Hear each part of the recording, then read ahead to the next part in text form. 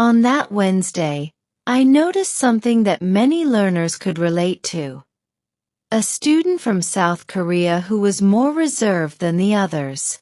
His quieter demeanor wasn't due to a lack of understanding, but rather a struggle with speaking English confidently.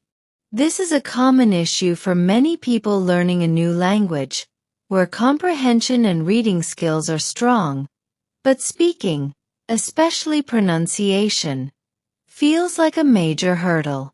When the teacher asked if anyone had questions, this student bravely raised his hand to share something that's often hard to admit. He struggles with pronunciation. He explained that, despite understanding English quite well through reading books and watching films, he found it difficult to speak fluently. The problem was not just about knowing words but pronouncing them correctly. He knew his pronunciation didn't sound quite like a native speaker's, which made him self-conscious. As a result, he avoided speaking as much as possible, afraid of being judged or misunderstood. This highlights an important challenge in language learning: the gap between passive knowledge and active usage. You might have a great vocabulary and comprehension skills, but if you're not confident in your pronunciation, it can prevent you from speaking up. The fear of making mistakes, sounding different, or being misunderstood is enough to make even the most knowledgeable learners hold back. The student's question to the teacher was simple yet profound. How can I improve my pronunciation? This is where many learners find themselves. They've put in the work to learn the language. They've read books, watched movies, and maybe even practiced listening regularly. But when it comes to speaking, especially pronouncing words clearly and naturally, they feel stuck. What causes this problem? The teacher's response offered a lot of insight. She explained that the core issue often lies in muscle memory. When you speak your native language, your mouth, tongue, and vocal cords are used to moving in certain ways. These movements are deeply ingrained and automatic. When you switch to speaking English, a language that may have sounds or intonations very different from your native language, your muscles don't automatically know how to adjust. For example, the sounds in Korean are very different from the sounds in English, and it's not just a matter of knowing the vocabulary. It's about training your mouth to produce the sounds naturally. This issue is not unique to any one language group. Whether you're a native speaker of Korean, Spanish, Russian, or any other language, your native speech patterns will influence how you pronounce words in English. This phenomenon is known as language interference, where the rules and sounds of your first language affect how you speak your second language. The solution: training your speech muscles. Improving pronunciation isn't just about learning more vocabulary or grammar. It's about retraining the muscles in your mouth. Think of it like learning a new physical skill, like playing a musical instrument or a sport.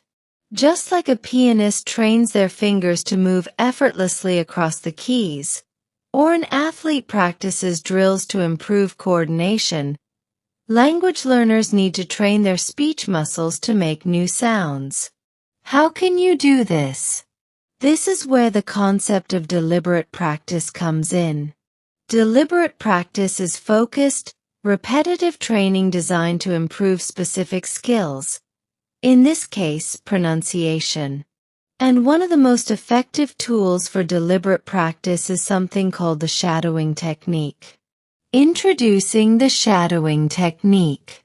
The shadowing technique, which our teacher introduced, is a powerful method for improving pronunciation through real-time imitation of native speakers. The principle is simple. You listen to an audio or video clip of a native speaker and immediately repeat what they say, matching their pronunciation, rhythm, and intonation as closely as possible. Let's break it down step by step. Choose the right material. Find audio or video recordings of English speakers that are not too fast and are clear enough for you to follow. Ideally, you want to choose something you understand well so that you can focus on how words are being pronounced rather than what they mean.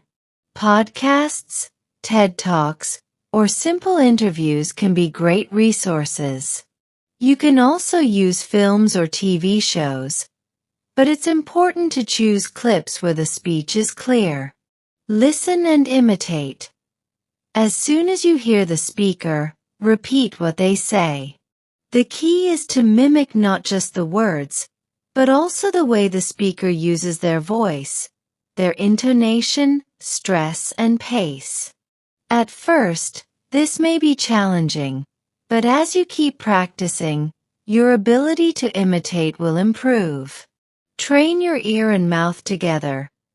Shadowing is effective because it trains both your ear to recognize correct pronunciation and the more you practice, the more natural the sounds will feel, and the closer your pronunciation will be to that of a native speaker. Consistency is key. Like any skill, improvement comes with consistent practice. Even just 10 to 15 minutes of shadowing practice a day can make a noticeable difference in how you sound. Over time, this practice will help you develop the muscle memory you need to speak more fluently and confidently. Why shadowing works. The shadowing technique works because it forces you to actively engage with the language. Instead of passively listening, you are immediately repeating and imitating, which requires intense focus. This kind of practice builds the neural connections in your brain that link listening to speaking, helping you to process and produce language more naturally. Furthermore, shadowing helps improve not just your pronunciation but also your intonation and fluency. When you shadow, you're not just practicing individual sounds, you're also learning the natural rhythm of the language. English has its own unique pattern of stresses and intonation, and these are critical for sounding natural and fluent. By copying native speakers, you get a feel for this rhythm, which will eventually become part of your own speech. Building confidence. Another important aspect of improving pronunciation is building confidence. One of the reasons many learners, like the student from South Korea, don't speak much is the fear of making mistakes. But here's the thing. Making mistakes is part of the learning process. Shadowing gives you a way to practice in a low-pressure environment. You can practice alone, repeating after native speakers, and gradually build the confidence to use your improved pronunciation in real conversations. By the end of this classroom discussion, it became clear that pronunciation isn't something you're stuck with. It's something you can actively improve. It just requires the right techniques and consistent practice. For the student from South Korea, and for anyone else struggling with pronunciation, the shadowing technique offers a path forward, a way to improve both pronunciation and speaking confidence. After class, I found myself thinking more about the shadowing technique. It was new to me, and the idea of mimicking native speakers, focusing on pronunciation and intonation, really stuck in my mind. I'd always thought that improving my English would come from studying more, but this technique felt like something I could practice anywhere, anytime. And the fact that it helps you develop real, natural-sounding English? It seemed like a breakthrough. Still pondering over this, I decided to explore more of the school's offerings. I headed to the reception, curious about extracurricular activities. After all, I'd always been passionate about sports, and I knew that finding a team could be a great way to meet new people and improve my communication skills in a more relaxed setting.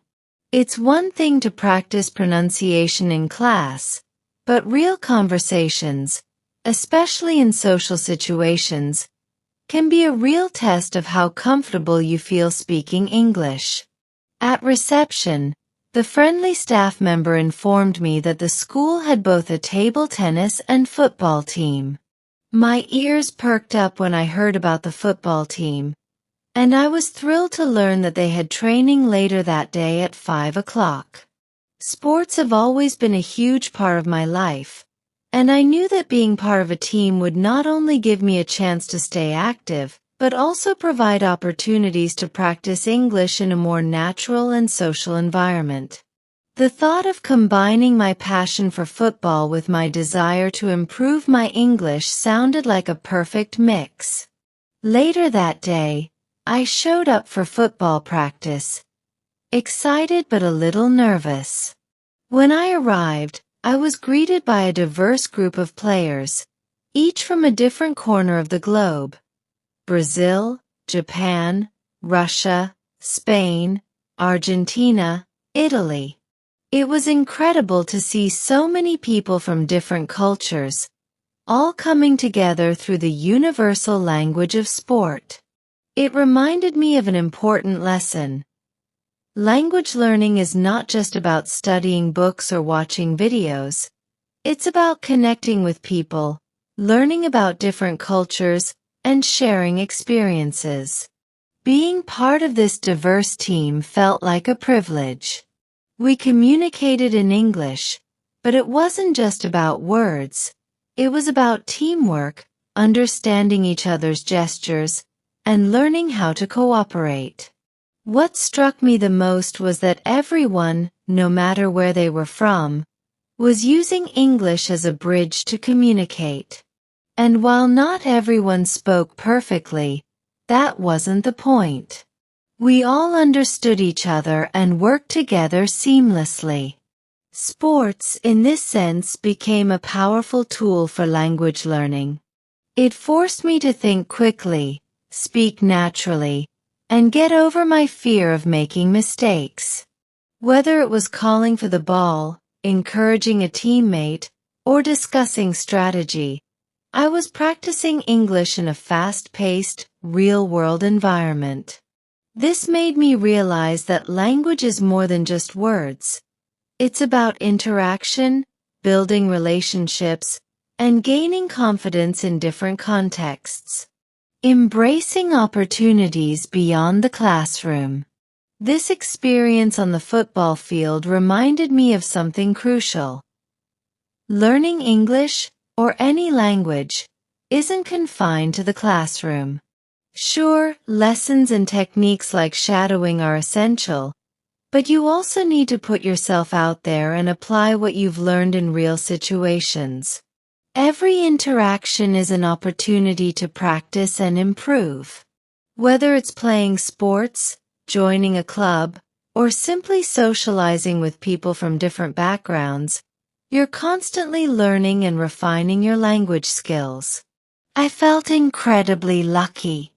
In just a short time, I'd already gained so much from this experience in England. A great teacher who introduced me to valuable techniques like shadowing, new friends from the football team, and an exciting new job starting the next day. I realized that these moments of interaction, both in and out of class, were what would really help me build my fluency and confidence. The power of small, consistent steps. As I reflect on that day, one thing becomes clear. Language learning is a journey of small, consistent steps. It's easy to feel overwhelmed when you think about everything you need to improve: vocabulary, grammar, pronunciation, fluency. But just like in sports, where daily practice leads to improvement, the same is true for language learning. When it comes to pronunciation, as my teacher reminded me, repetition is key. The more you repeat after native speakers, the more your brain and speech muscles will adapt.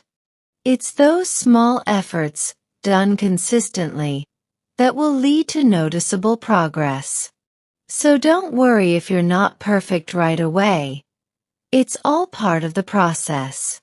This brings us to the end of today's story, but the learning continues. I encourage you to try the shadowing technique yourself. Find a short video or audio clip of a native English speaker, and practice repeating their words, mimicking their intonation, and paying attention to how they form sounds. Over time, you'll notice that your pronunciation and speaking confidence improve. Stay tuned for the next part of my learning journey, where I'll share more about my experiences in England, the lessons I'm learning, and tips that can help you improve your English. And if you missed the first and second part of this series, make sure to check it out in the playlist. There's a lot of valuable information to help you on your language learning journey.